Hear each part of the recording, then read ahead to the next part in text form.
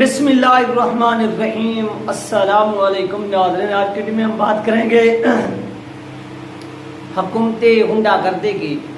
جو اس وقت ناظرین حکومت کی غنڈہ گردی سامنے آئی ہے وہ یہ ہے کہ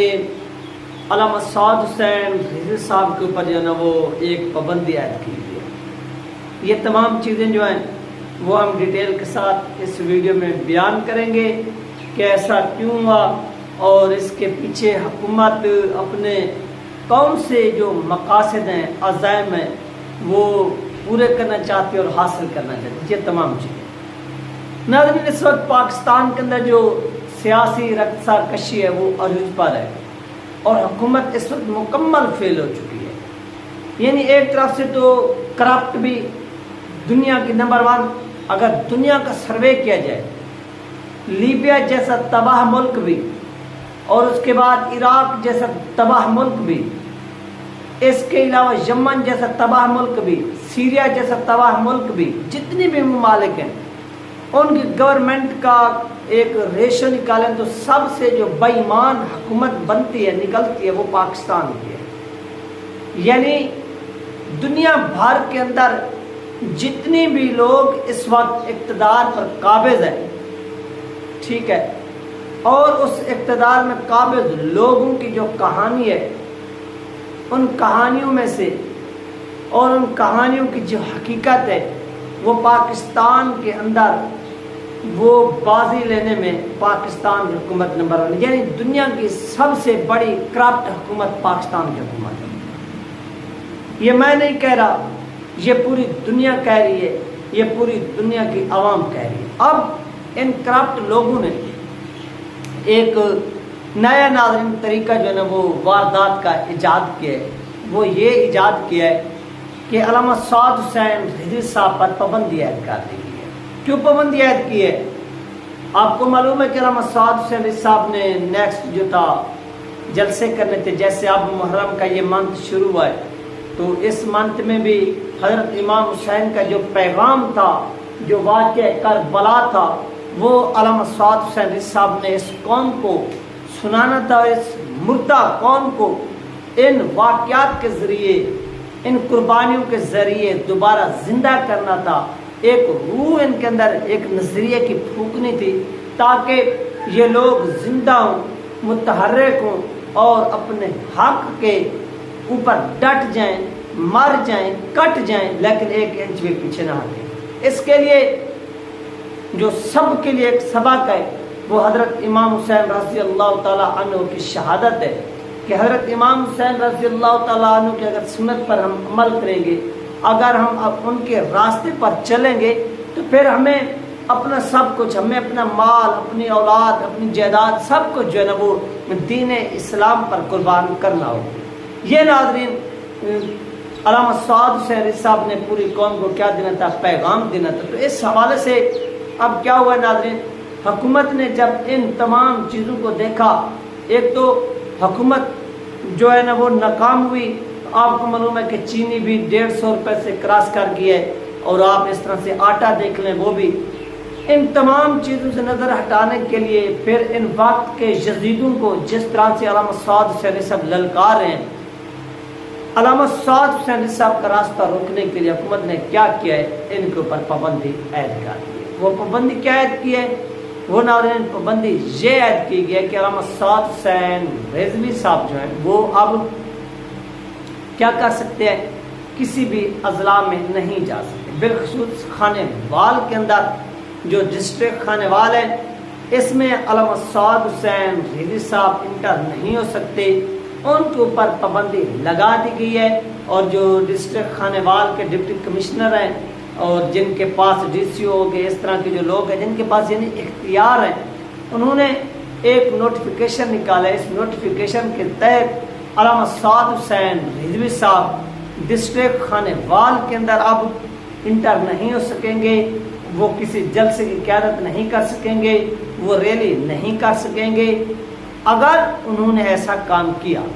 یعنی اگر علامہ سعد حسین صاحب لاہور سے چلتے ہیں، خانے وال میں آتے ہیں، یہاں پر حضرت امام حسین رضی اللہ تعالیٰ عنہ کو خراج تحسین پیش کرنے کے لیے، ان کی یاد میں کوئی اجتماع ہوتا ہے، کوئی جلسہ ہوتا ہے، تحریک لبیک پاکستان کی قیادت جو ہے نا وہ کرتی ہے، تو اس میں علامہ سعد حسین رضوی صاحب جو ہے نا وہ شرکت نہیں کر سکے۔ یہ ناظرین اس وقت جو ہے نا وہ کیا گیا ایک فیصلہ حکومت وقت کی طرف سے، اور حکومت نے اس پر نوٹیفیکیشن جاری کی، یعنی یہ ایک قسم کے جلسوں پر بھی آپ پابندی سوچ سکتے ہیں کہ پابندی عائد کی۔ اس کی وجہ کیا ہے کہ حکومت کے 10-15 دن رہ گئے، اسمبلی تحلیل ہو جائے گی، اور حکومت نے جب اس طرح سے کیا ہے، انہوں نے اپنا ایک ٹارگٹ جو ہے نا وہ سیٹ کیا ہے کہ ایک طرف سے تحریک لبیک پاکستان پر تو پابندیاں ہی پابندی ہے، دوسری طرف سے علامہ سعد حسین رضوی صاحب بطور ایک شخصیت، ایک پولیٹیکل جماعت تو الگ پابندیوں کا سامنا ہے، بحیثیت ایک شخصیت کے بھی علامہ سعد حسین رضوی صاحب پر کیا کی جائے، پابندی عائد کی جائے، اور یہ اس طرح سے کیا کریں گے، وہ جلسے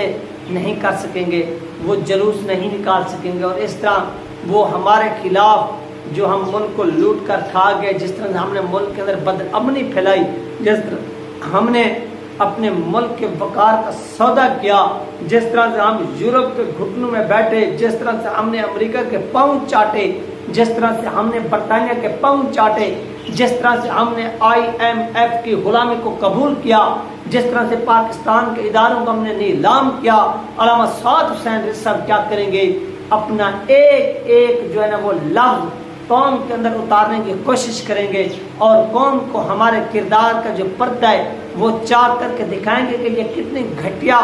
اور گرے ہوئے آپ کے حکمران ہیں، یہ آپ کا سودا کریں، یہ آپ کے نظریے کا سودا کریں، یہ آپ کے ملک کا سودا کریں، اور یہ ملک کی سلامتی کا اس وقت سب سے بڑا رسک ہے، سب سے بڑا خطرہ ہے۔ یہ علامہ سعد حسین رضوی صاحب ناظرین جب یہ پیغام لے کر نکلنے ہی والے تھے، اور الیکشن بھی نیکسٹ جو ہے نا وہ محرم کے اینڈ میں آپ کو معلوم ہے کہ کمپینیں شروع ہو جائیں گی، تو حکومت نے سب سے پہلے یہی کام کیا ہے کہ علامہ سعد حسین رضوی صاحب پر پابندی عائد کر دی ہے، تاکہ یہ آگے نہ نکل سکیں، یہ آگے نہ جا سکے، اور اس کے لیے جو حکومت مزید جو ہے نا وہ کیا کیا کرتی ہے وہ بھی آنے والا بات بتا دے گا۔ لیکن افسوس اس بات کا ہے کہ جنہوں نے پاکستان کے اس 24 کروڑ عوام کے وسائل کو لوٹا، دولت کو لوٹا، زمینوں پر قبضہ کیا، اپنی بڑی بڑی بلڈنگیں بنائیں، جائیدادیں بنائیں، بیرون ملک میں جزیرے خریدے، سب کچھ کیا، ان کے نام یا ان کے پر جو ہے نا وہ پابندی عائد کرنے کی بجائے وہ لوگ جنہوں نے پاکستان کے اندر ادارے بنائے، اور وہ ادارے جن میں غربا، مساکین، یتیم، لاوارث اور بہت سے یعنی بے سہارا لوگ ان اداروں میں کیا کرتے ہیں، روزانہ تعلیم بھی حاصل کرتے ہیں، ان کو کھانا بھی ملتا ہے، اور ان کی ایک قسم کی تربیت بھی ہوتی ہے، ان لوگوں کو حکومت نے کیا کیا ٹارگٹ کرنا شروع کر دیا، یعنی جس زرداری نے پاکستان کو لوٹا، اپنی جائیدادیں بیرون ملک بنائیں، یورپ کی گود میں ڈالیں، وہ ہو گیا محب وطن۔ علامہ سعد حسین صاحب نے پاکستان کے اندر مدارس بنائے، اور ان مدارس میں تعلیم حاصل کرنے والے یتیم ہیں، ان مدارس میں تعلیم حاصل کرنے والے مساکین ہیں، ان اداروں میں تعلیم حاصل کرنے والے غربا ہیں، ان اداروں میں تعلیم حاصل کرنے والے لاوارث ہیں جن کا ورث بھی کوئی نہیں، وہ بندہ ہو گیا غدار۔ جبکہ جس نے ان یتیموں کا مال ہڑپ کیا، ان مساکینوں کا مال ہڑپ کیا، ان لاوارثوں کی جائیدادوں پر قبضے کیے، ان کو گھروں سے بے دخل کیا، وہ شخص پاکستان کا محب وطن بن گیا۔ یہ وہ بدبختی ہے اس قوم کی، یہ وہ بدبختی ہے اس ملک کی، جس کے ذریعے یہ ملک مزید جو ہے نا وہ تنزلی کا شکار ہوتا جا رہا ہے، اور اس کے لیے یہ قوم پر فرض ہے کہ وہ زرداری جیسے نوسرباز، شہباز جیسے شیطان،